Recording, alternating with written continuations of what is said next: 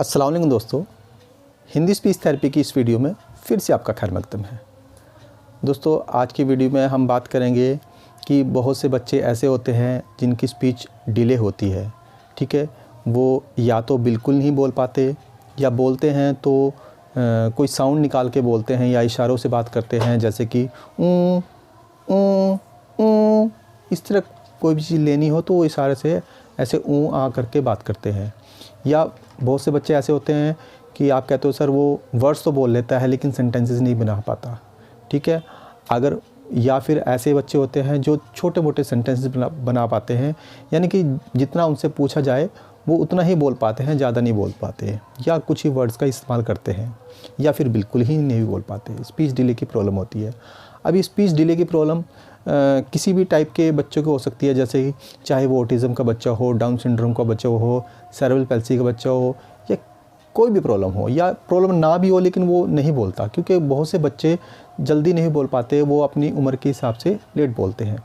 दोस्तों, ये वीडियो उन लोगों के लिए बहुत बेनिफिशियल है जिनको पैरालिसिस हुआ हो, है ना, पैरालिसिस अटैक हो, उनकी स्पीच बिल्कुल चलेगी, उनके लिए भी बहुत बेनिफिशियल है। तो आप ये उनके लिए भी ये प्रैक्टिस करवा सकते हैं।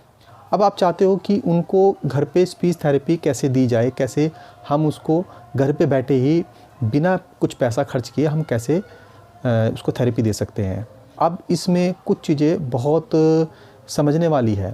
देखो, आप इसमें क्या होता है कि आपके बच्चे की प्रॉब्लम किसी भी स्टेज की हो, लेकिन हमें सबसे पहले ये जानना होता है कि बच्चे को मतलब कितनी प्रॉब्लम है। ठीक है, वो तो खैर आपको पता ही होता है कि बच्चा वर्ड्स बोलता है या सेंटेंसेस बोल पाता है या कुछ भी नहीं बोलता, लेकिन हमें काम बिल्कुल बेसिक पे ही करना पड़ता है, यानी कि उसका बेसिक ज़रूर कवर होना चाहिए।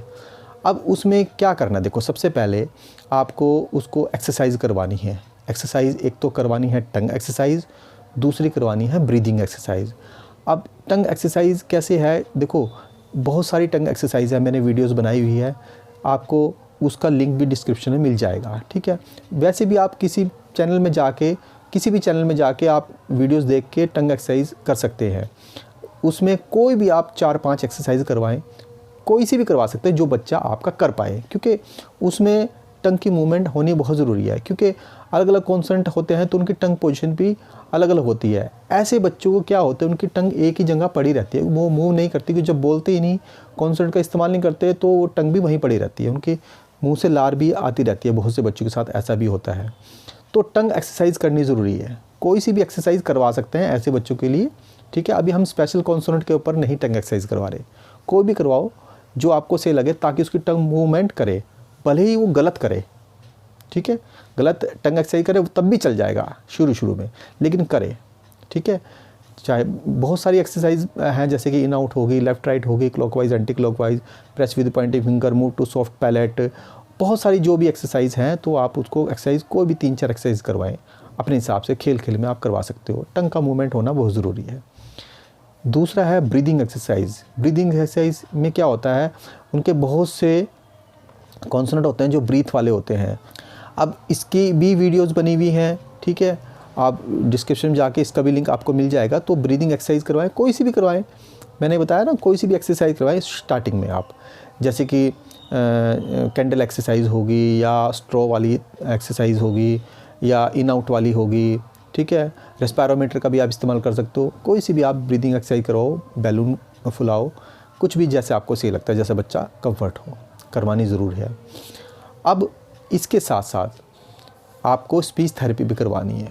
स्पीच थेरेपी में आप स्टार्टिंग क्या है, क्योंकि आप लोगों को क्या होता है, जैसे आप लोगों को स्पीच थेरेपी आप करवाते हो तो डायरेक्ट उसको सेंटेंस बुलवाते हो, वर्ड्स बुलवाते हो, तो आप जब उसको कॉन्सोनेंट ही बोलना नहीं आएगा, उसकी टंग पोजीशन, टंग वहाँ उस मान लीजिए जैसे कि आपने ट सिखाना है, अब ट के लिए टंग ऊपर लगती है, अगर टंग ऊपर जा ही नहीं रही हो तो वो आप कैसे उसको ट सिखा दोगे, है ना। कोई भी कॉन्सोनेंट है, क सिखाने के लिए टंग का पीछे वाला पार्ट इस्तेमाल किया जाता है, तो जब उसका टंग लगेगी नहीं, टंग मूवमेंट ही नहीं करेगी, तो आप कैसे सिखा पाओगे। तो आप सबसे पहले बेसिक से स्टार्ट करें।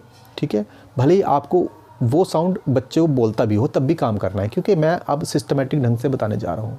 अब सबसे पहले जो बच्चों को सिखानी है वो सिखानी है लिंक साउंड। हमारी 6 लिंक साउंड होती है, आ, ई, उ, स, श एंड म। ठीक है, आ, ई, ऊ, स, श एंड म, ये 6 लिंग साउंड है और इसमें आप ओ भी सिखा सकते हो।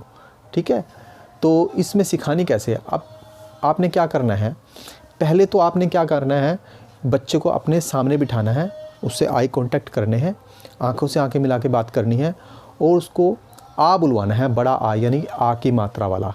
ठीक है, आम वाला आ। तो आपने मुंह खोलना है आ, तो आपके बच्चा आपकी रीड करेगा और वो मुंह खोलेगा। ठीक है, हो सकता है उसकी साउंड ना निकले, वो मुंह तो खोल रहा है, वो लिप्स रीडिंग कर रहा हो सकता है उसकी साउंड ना निकल रही हो, उसको समझ नहीं आ रहा भी साउंड भी निकालनी है। तो आप क्या करोगे, उसका एक हाथ आप अपने गले पे रखोगे और उसका दूसरा हाथ उसके गले पे रखोगे और बोलोगे आ। जब आप ऐसे करोगे तो देखोगे आपका गला वाइब्रेट हो रहा है। अब बच्चे को टच से फील हो रहा है कि गला वाइब्रेट हो रहा है, तो जब गला वाइब्रेट होगा तो वो गला वाइब्रेट करवाने की कोशिश करेगा तो साउंड भी निकलेगी, यानी कि उसको बहुत जल्दी पता लग जाएगा कि साउंड भी निकालनी है आ के साथ। और साथ में क्या काम करना है कि आप आ बुलवा रहे हो या ज़्यादा मुंह खोलेगा तो आ निकलता है, और साथ में उसको लिखा हुआ भी होना चाहिए, यानी कि सामने दिखा देना है। ठीक है, या फ्लैश कार्ड से या आप किसी कायदे पे या किसी तरह से दिखाओ दिस इज़ आ, इतना मुंह खुलता है आ, उसको साउंड आ गई।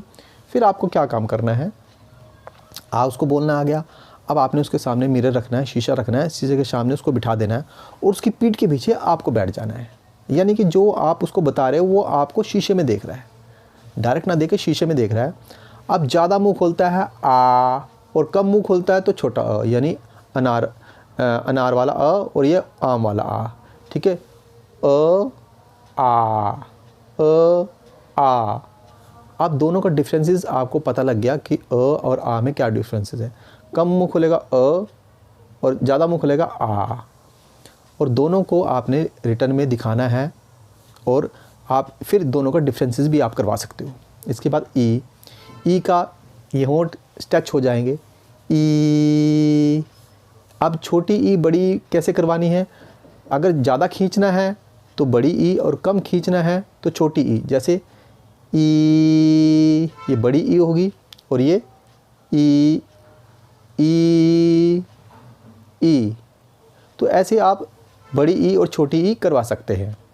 ठीक है, अब चार हो गए, छोटा अ, बड़ा आ, छोटी ई, बड़ी ई। ठीक है, अब ऊ में क्या है, ऊ की ओ की शेप आ जाएगी। इसी तरह ये वही है ऊ, इसके साथ आप ओ भी करवा सकते हो। ओ में थोड़ा मुंह ज़्यादा खुलेगा, ऊ में कम मुंह खुलेगा, ओ की शेप आएगी, और ओ में ज़्यादा मुंह खुलेगा, ओवल की शेप आएगी। ओ ओ ओ ओ। फिंगर का आप ऐसे इस्तेमाल कर सकते हो, यानी फिंगर चल रही है तो बड़ी मात्रा है और नहीं तो छोटी मात्रा है, इस तरह की करवा सकते हो। जैसे कि ओ ज़्यादा और कम में छोटा ऊ और बड़ा ऊ, ओ ये बड़ा ऊ, ओ ये छोटा ऊ, ओ। इस तरह आप प्रैक्टिस करवा सकते हो। अब आपको पता लग गया होगा भी साउंड कैसे करवाने हैं, लेकिन आपको बार बार कह रहा हूँ कि रिटर्न में होना चाहिए, लिखा हुआ भी होना चाहिए। क्योंकि फिर आप क्या कर सकते हो कि उससे अगर वो पेंसिल को होल्ड कर सकता है, पकड़ सकता है, तो आप इसको लिखवाओ। जैसे कि आपने लिख दिया आ लिख दिया तो उससे पूछो व्हाट इज़ दिस, आ, ई, ऊ, ओ, है ना, कुछ भी सिखा सकते हो। इसके बाद स और श भले ही आप एक ही करवा दो, ठीक है, आप अलग अलग ना करवाओ, डिफरेंसेस मुश्किल हो जाते हैं, आप सिंपल करवाओ। इसमें दोनों दांतों को मिलाना है और हवा निकालनी है, और मुंह खोलना है सा सा सा। ठीक है, और वैसे वो थोड़ा वो है, उसमें थोड़ा भारीपन का आवाज़ आता है श में, श श। अगर बच्चा कर पाए तो ठीक है, नहीं तो आप सिंपल स करवाओ। इसके बाद है म में क्या करना है, म में दोनों होंठ मिलते हैं और नाक से एयर आती है तो नाक वाइब्रेट करती है। अब इसको फील करने के लिए नाक पे उंगली रखनी है, एक फिंगर आप अपनी नाक पे रखोगे उसकी और दूसरे हाथ की फिंगर उसके नाक पे रखोगे और बोलोगे ना ना। अब नाक वाइब्रेट होगी तो यानी कि नाक से एयर निकालनी है, तो ऐसे उसको करवाया जा सकता है। यानी कि अब उसको अ आ ई उ ओ औ, ठीक है, इस तरह के आप करवा रहे हो, स श और म। अब उसको इन साउंड्स का पता लग गया, ठीक है, अब वो उसको पता है भाई वो किस तरह करवाने हैं। इसके साथ आप उसमें डिफरेंसेस करवाओ, ठीक है। कभी कोई साउंड दो उसको, कभी कोई साउंड दो, यानी फिंगर पे रख के अलग अलग साउंड को पूछो तो उसको देख के वो बोल रहा है। करवाना ज़रूरी है, भले उसको आती है। आप ऐसे भी करवा सकते हो जैसे कि आपने रेत लिया, रेत में फिंगर से वो उन साउंड को लिख रहा है और साथ में बोल भी रहा है, ठीक है। ये बिल्कुल बेसिक है, ठीक है। आप इसको बार बार प्रैक्टिस करवाओगे तो तभी उसकी साउंड की पहचान होगी। और दोस्तों मैं आपको एक चीज़ और बता दूं, ये चीज़ आप उनको भी करवा सकते हो जिनको पैरालिसिस की प्रॉब्लम है। वो पैरालिसिस होने की वजह से वो बड़े हैं लेकिन उनकी स्पीच चली गई है, ठीक है, बिल्कुल नहीं बोल पाते, तो वो उनको भी आप ये वाली चीज़ करवा सकते हो, ठीक है। क्योंकि उनकी भी स्टार्टिंग में यही प्रॉब्लम होती है, हमें उन्हें बच्चों वाली थेरेपी ही शुरू में देनी पड़ती है, तो उनके लिए भी बहुत बेनिफिशियल है, ठीक है। तो आप इसकी लगातार प्रैक्टिस करवाएं, चाहे बच्चा कितना भी बोलता हो, बेसिक करवाना बहुत ज़रूरी है।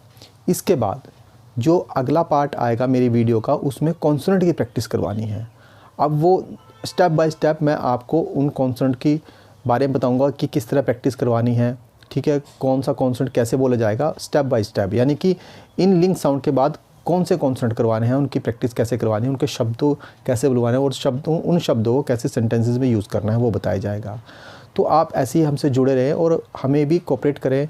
आप हमारे चैनल को सब्सक्राइब करें, शेयर करें, ताकि आपको भी फ़ायदा हो और जिनके पास शेयर करें उनको भी फ़ायदा हो और हमें भी थोड़ी मोटिवेशन मिलती है, क्योंकि आप लोगों की मोटिवेशन होने की वजह से ही हम वीडियोस बना पाते हैं, ठीक है। और बाकी आप ऑनलाइन क्लासेस भी ले सकते हो, है ना।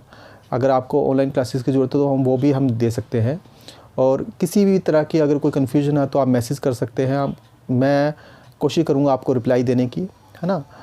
तो आप रेगुलर प्रैक्टिस ज़रूर करवाएं, ठीक है। भले ही आपका बच्चा किसी पोजीशन में, ये बेसिक ज़रूर करवाएं और एकेडमिक भी करवाएं, क्योंकि इससे क्या फ़ायदा होगा, बच्चों को एकेडमिक भी आना शुरू हो जाएगा, ठीक है। वो पढ़ाई भी कर पाएगा और साथ में स्पीच भी उसकी थेरेपी होती रहेगी। तो अगली वीडियो में हम बनाएंगे कि किस तरह आप इनको कॉन्सोनेंट की कैसे प्रैक्टिस करवा सकते हो। उम्मीद करता हूं दोस्तों आपको मेरी वीडियो अच्छी लगी होगी। मिलते हैं अगली वीडियो में एक नए टॉपिक के साथ। जब तक के लिए खुदा हाफिज़, बाय।